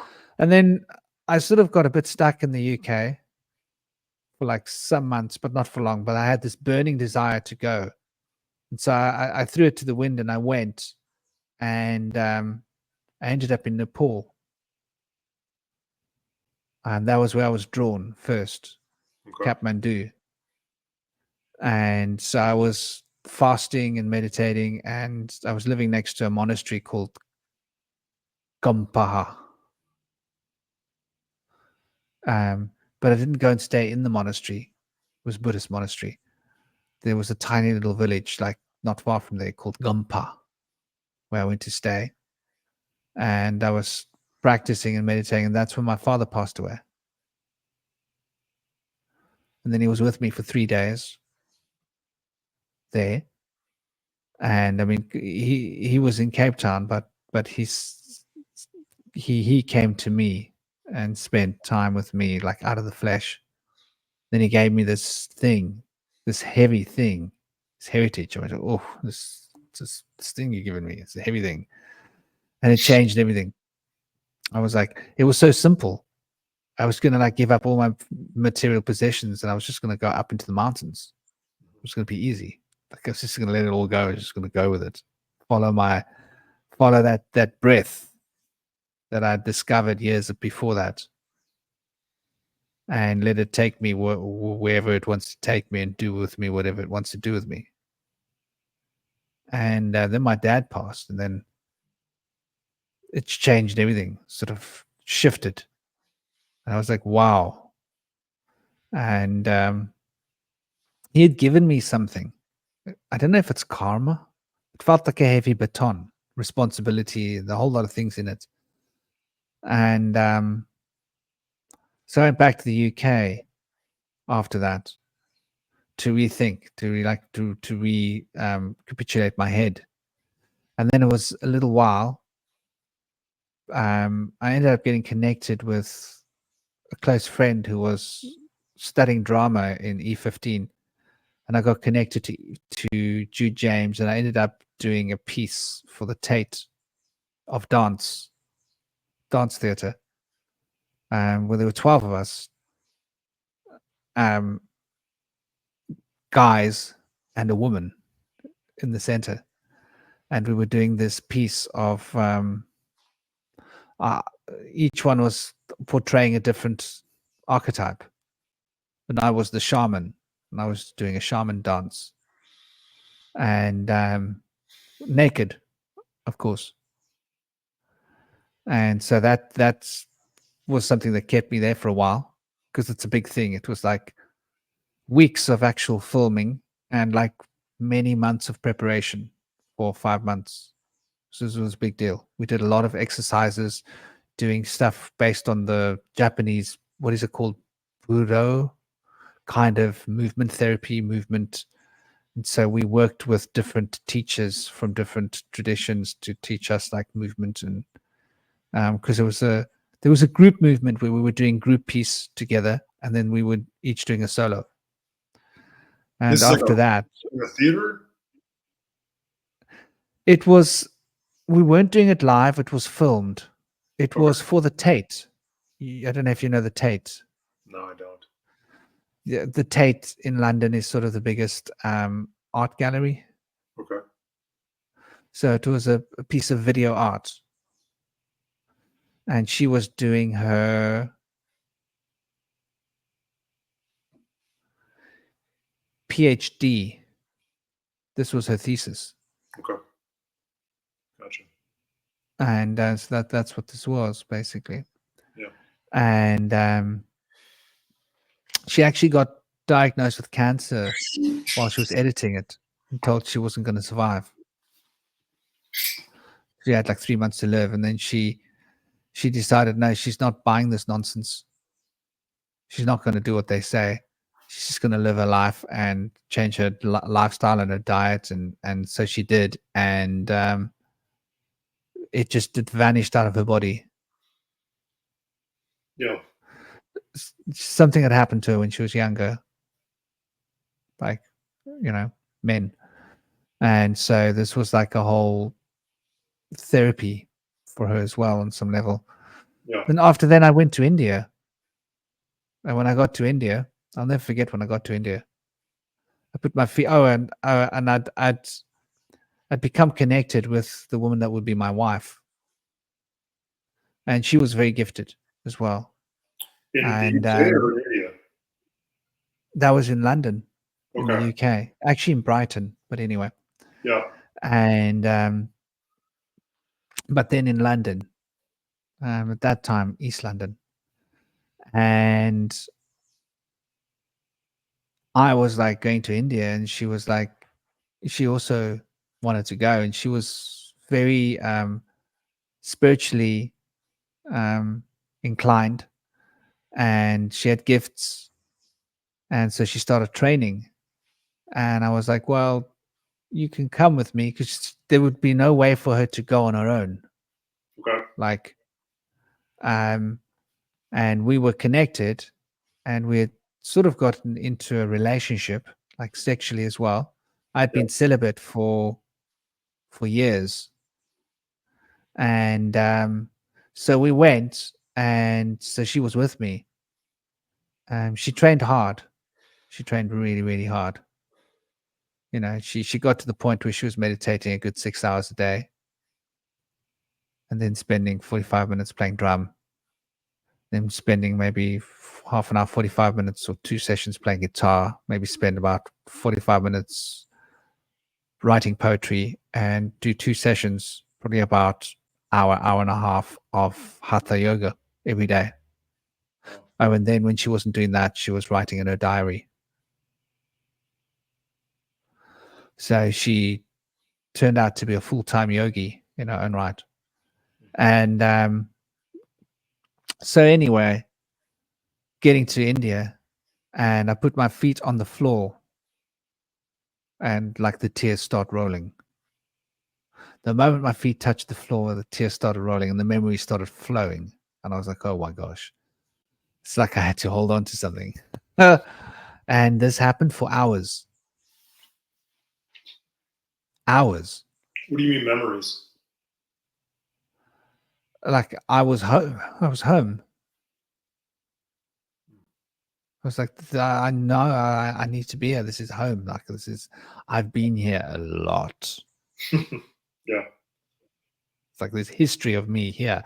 Here's history that I have to absorb. And it was like flowing through my feet. And my whole body was like resonating with the vibrations of that continent. Hmm. And I was like, it was overwhelmed by this experience. Like these tears were just like tear ducts opened, and they just flowed for about 3 or 4 hours. And then we left, and I found this tree, and I sat under this tree, and I'll never forget. She was like, yeah, now we should go and find a guest house. I was like, no,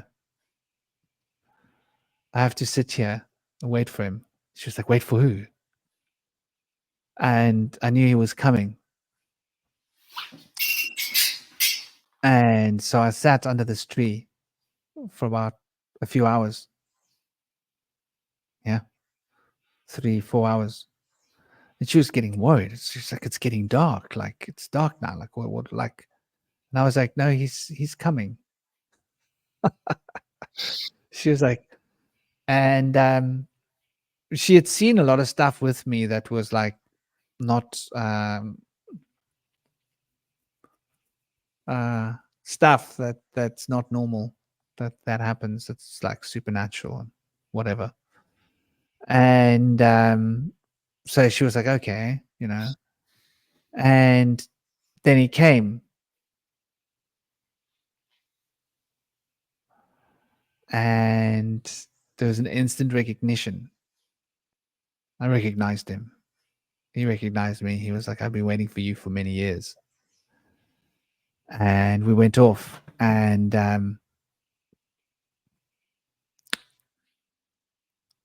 like, she was like, where do you know him from? You know him. How do you know him? Like, she couldn't understand what was going on. Like this guy comes, we're like old buddies. She doesn't get like, you've been waiting for him, but like, how do you know him? Like, where did you like? I was just like, no, the tree told me.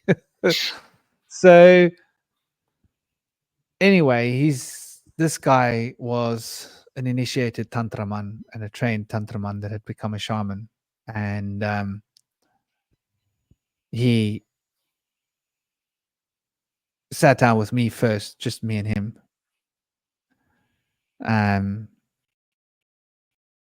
Like basically he was like, I need to talk to you. And so she went, like, I was like, well, why don't you go and eat something? We haven't eaten. So she went to go and like down in a restaurant, eat something. And he drew a timeline for me. Took out a pen and paper and he drew the timeline. And on the timeline, he marked everything that had ever happened in my life, every significant event, how old I was, what year it happened, what happened. He just did this. And I was like, this is intense. And on the timeline, he noticed her. He was like, oh, yeah, that's where you met her. I see. Okay. He carried on. I was like, fuck, this is like intense. This dude knows my whole life. Like stuff that you can't know. Like I jumped out of a window when I was 3 years old. I told you, right? Yeah. You can't make that up. Right. You can't just figure that. Oh, right. Yeah. You jumped out of a window when you were 3 years old and and your father did. And I was like, so anyway, he's drawing this timeline, telling me about every event of my life. And then he carries on. Now we're going forwards. I'm like, and he keeps looking at me, shaking his head again. This woman, this woman, and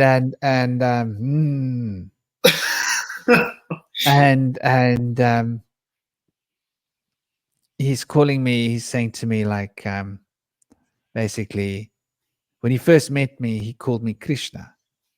I was like, what the fuck, Krishna? How are you? So, hold on. Are you speaking English or is this like telepathic? no, he's speaking English. English, okay. But like an Indian English. Like he spoke fairly. He was well-educated guy. He could speak English, not very good, but like in India, people can speak a lot of languages. Huh? Okay. The average Indian person can speak English better than the Europeans. Yeah. Plus, they can speak their own dialect and at least 3 other dialects. The average Indian person speaks four languages. Gotcha. And he's Indian. He's from India. Yeah, he was local. Gotcha. Yeah. Where is this by? Where did you land? This is in Delhi. Delhi. And he explained to me that he had come to Delhi because his teacher had said to him he must leave the jungle. Because he was living in the jungle and his teacher was there. His guru, his teacher, and said to him, now you must go into Delhi. You must do this for like. And he had come there to Delhi to wait for me. And he was going to leave Delhi now. So anyway, he's doing my timeline and he writes on the timeline and then he gets to 2000 and he says, 10 years. Yeah. And he puts his mark on my timeline. He says, then all the problems full finish. He's all happy, but he doesn't tell me exactly what happens then. I'm like, well, he didn't mention that so particularly. And then he goes forward in my timeline and he goes to, in my ages, in my 60s. I think he's in my 60s. He says, that's when it happens for you. I'm like, what? This is like full Krishna. I'm like, what? He says, you become full Krishna, like, but I'm like, what are you talking about in my 60s? Like, dude, I'm in my 20s. Like, what are you talking about, man? I'm going to do it way before then. So anyway, he knows about her and he says, and he tells me about her. And he knows what her problem is and what's happened to her. And he explains to me that she has taken on bad spirits from the man who she was with before her. And this man went to lots of women and took on bad spirits and gave her all these bad spirits. And he says she's got a problem. Now, the truth is that her ex had been having sex with prostitutes while he was with her, because he had played the role of a character, of like a really bad character. Character residue in acting is a big deal. And he had a lot of method actors, they actually do this. So he was playing King Henry the Third or the Fourth, who was like just a complete narcissist, whatever, like basically. And this guy was like debaucherous to every degree. So he used to go and do these debaucherous things. He actually got into character and he'd go and do these things to prepare himself to be an actor, because he was serious about being an actor. And so she had been with him and discovered that he had been having sex with all these other women while he was with her, and prostitutes and all sorts of like really. And so he had said to me, this man, her man before her, was having sex with all sorts of women and prostitutes. And I was like, wow, okay. So you really are clued up about her problem. And then he sat down with her and he did her timeline. Then I left and he wrote her timeline for her. And Why was he doing these timelines? What was he? What is this? he was doing this for me. I know, but like, why? Why sit down and do the timeline? Like,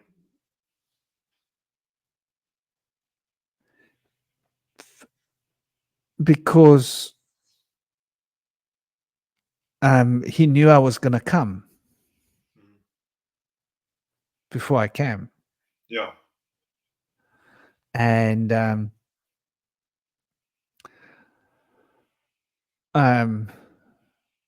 he didn't want anything. And he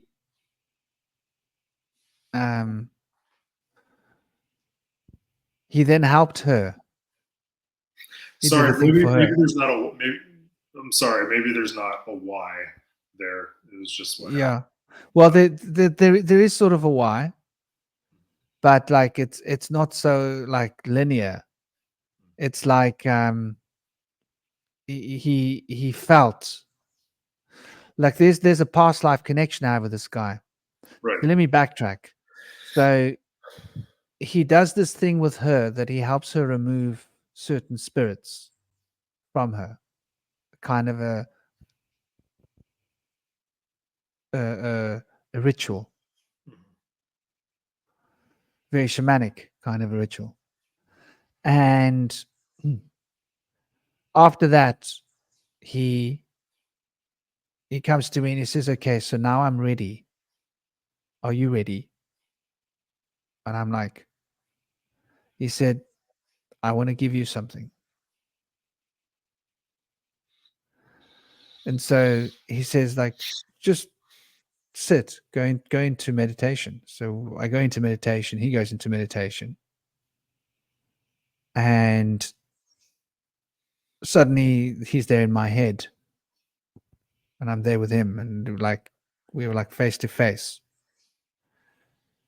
And he, inside his head, there's this vibration. And out of his head comes this light vibration, and it's a sound, and it's an om, and it travels from his head into my head, and then it's like vibrating inside my head. And I'm like, wow, what this, and that was the initiation. Wow. Now I've got this thing in my head vibrating this word, this sound. Yeah. And after that, I was able to just learn to speak the local languages in India. Hmm. Didn't have to be taught. I just, when I heard words, I just could sort of understand. I could just sort of figure out their meaning.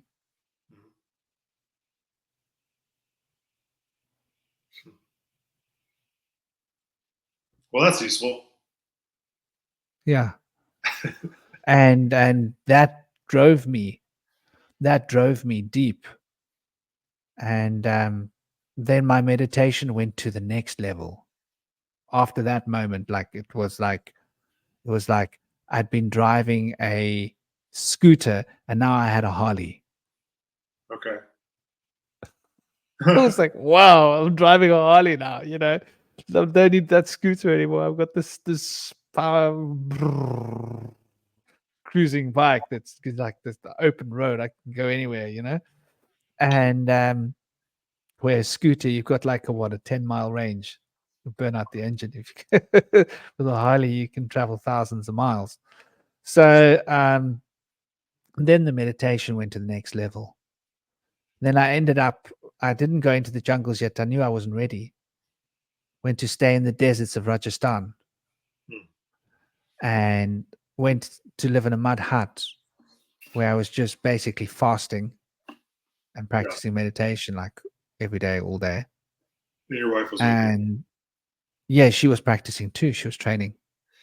It was difficult for her because I would go take long vows of silence and celibacy and fasting, but this was what she wanted as well. Right. She also desired this. Yeah. And I had said to her, look, I'm going to go into the jungle at some points, so I'm gonna have to find you an ashram to live in. Yeah. When I go off into the jungles, and it was always a source of trepidation for her. And so anyway, I heard about this local guru from local people that was like out in the desert here at an ashram. Yeah.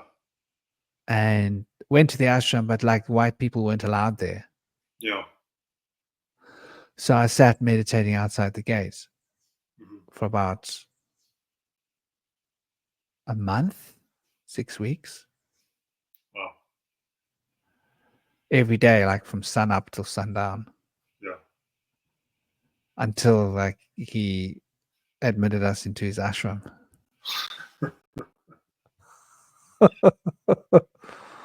And then we stayed in his ashram. What was special about this place? Well, it was next to a very special Shiva temple. There was some like powerful ley lines in the desert. There was underground water. His ashram had a sandalwood forest in his ashram, which you're in the desert. Sandalwood doesn't grow in the desert. Wow. There was a very ancient sacred Shiva temple just outside there, where there was an upward flowing river coming from deep under the ground, coming out like a kund coming in. Then the temple had been built there. Wow. By a Ganga point. Yeah. Like there's no water. And Guruji Mahan was a Kendra guru. But like when I spoke to him, I said to him, I'm not here for any nonsense. I'm just here to train. I don't need anything from you. I don't want anything. I just want to train. And he was like, so a lot of his students, they were like a bit jealous,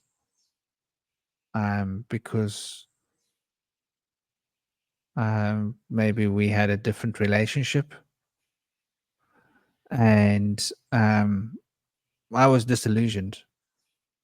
I was completely disillusioned by everything. I wasn't like I was like, okay, you've developed quite a lot. Cool. You got a lot that I can absorb osmosis and learn through you. But I didn't like all these students deified him. Okay. Does that make sense? And so we stayed in that ashram. You said he was a guru? Yeah. Yeah. Guruji Mohan. Isn't Yeah. that like a thing with gurus where people will want to worship them? Well, not worshiping, but you know what I mean. They behave like, oh, like we're not worthy, kind of thing. Yeah. Because he used to see the multitudes of people every day, local people, and so he had like tens of thousands of people at his ashram, Yeah. and he would sit every day, and people would come to him and they would exchange bananas with him. Okay. So he would spend like 5 hours a day exchanging bananas with the multitude.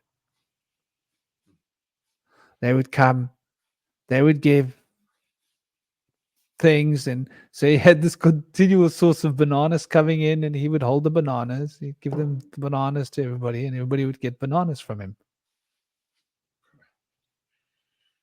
Like he was And so blessing he them, would, or hey, like he was blessing these bananas. yeah, it's a blessing through the bananas. Gotcha. And so he had like, you know, like queues outside the ashram, and ashram could be full of people during the day. His Yeah. darshan people, Yeah. they'd come there to sit with him. And then there'd be like all sorts, like mostly the multitude, the poor people, the normal people, and then also like politicians and actors and like all sorts of people. Like I think he was well known in local by local people, but he wasn't like well known in the West. Mhm. He wasn't looking for that. He didn't want to become like that. He was just doing his thing there. You know, that's he wasn't he did end up, I watched as he changed. He did end up getting Western students that were like really interested, but he wasn't really wanting white people, you know. He was like doing his work in India. And so I spent a long time in his ashram and trained and trained and trained and trained and trained and trained really hard, you know, like 10, 12-hour days of meditation every day. And um, then it got to the point where I was like, it's time to move on. The jungles are calling me. Yeah. One question And, yeah. about this training and the meditation and these hours of meditation. Uh, like, what do you do? What's the intent of the meditation? Like, what are you doing? Where are you going with the meditation? Is it just like, is it are you just trying to have no mind, or what is it?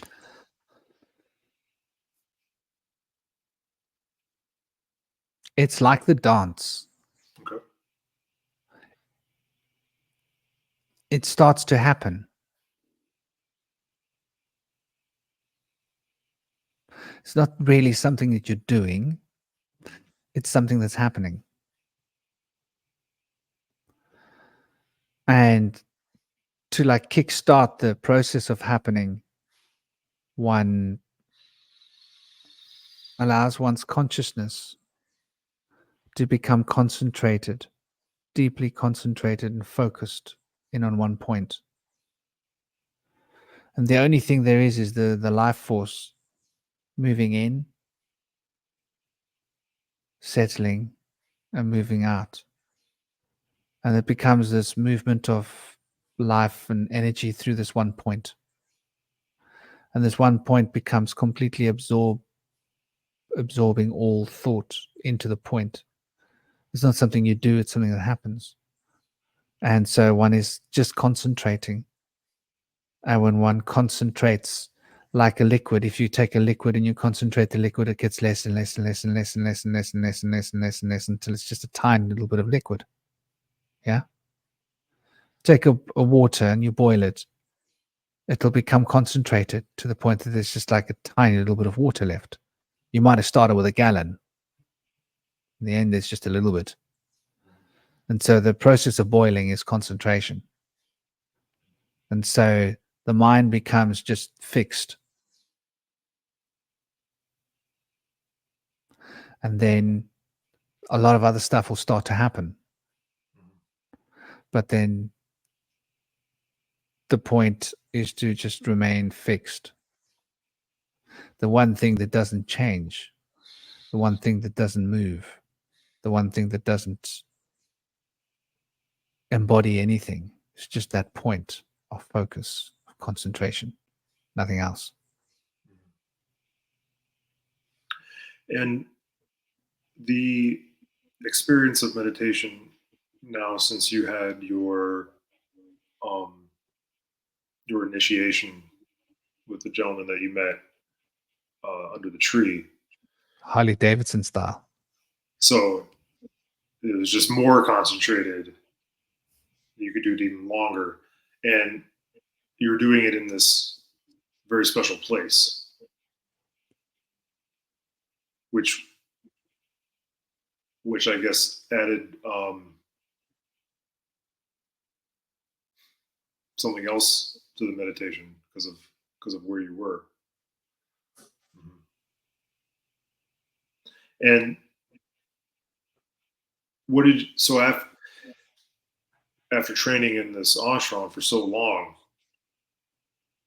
you came to a point where you felt like you had gotten what you came for? Yeah, look, I wanted to be in the wilderness.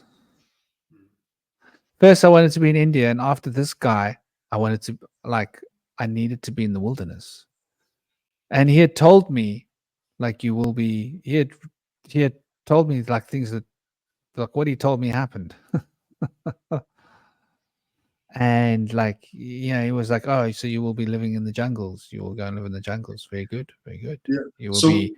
The spirits will come to you. They will teach you. Very good, very good. Yeah. So did he, when you were sitting there and he was writing this timeline out, was it understood that this was a shamanic path? Yeah. Okay. So at that point was it at that point you were like, oh, this is what this is? Or did you already realize that before? I realized that before I met him. Gotcha. That's why I was sitting under the tree. My guide was coming. I was waiting for my guide, and my guide was going to arrive in the flesh. Gotcha. Cool, man.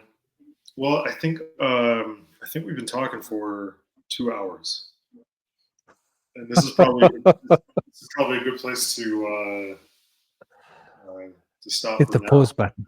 Hit the pause button, yeah.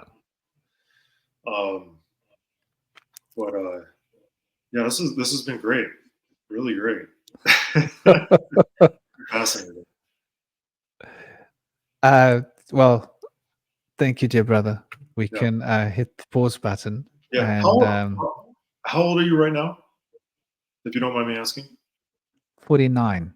49. Okay. So you got a little bit of time before you become that other thing. oh, okay. One more question for you.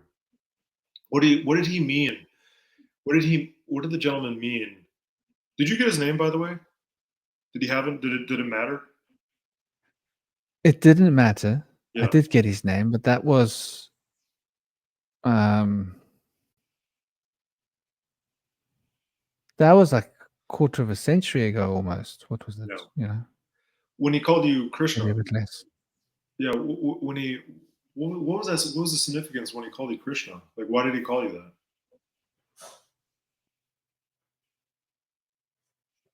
that? I realized when I lived in India, when I lived in the Himalayas, everybody called me by different names. Everybody had their own name for me. Some people called me Shivaji. Some people called me Bholenath. Some people called me Shankar Baba. Some people called me, everywhere I went, I had a name. I was like, bloody hell, these people all have a name for me. But it was only later that I realized that the path of Shiva leads to Krishna. And I was like, Krishna represents love and devotion. So, my path through the occult will take me to that.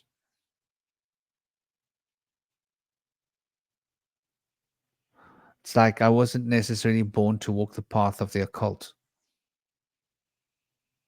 but it's the path that I'm on to find my path.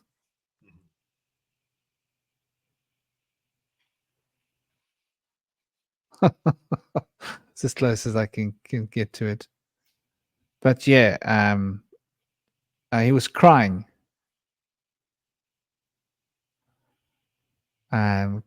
because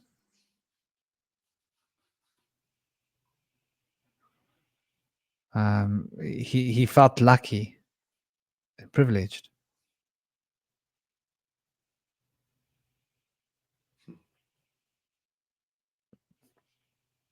It's a long time to wait for someone To to be able to like be a guide for me. Yeah. Leave it on a teary note. That's beautiful. Well, thank you, everybody. Sending you all big love. We're going to wrap this up. It's 2 hours. Otherwise, we'll be out all day, all night. Till next time. Till next time. I'll talk to you then. Om Shanti.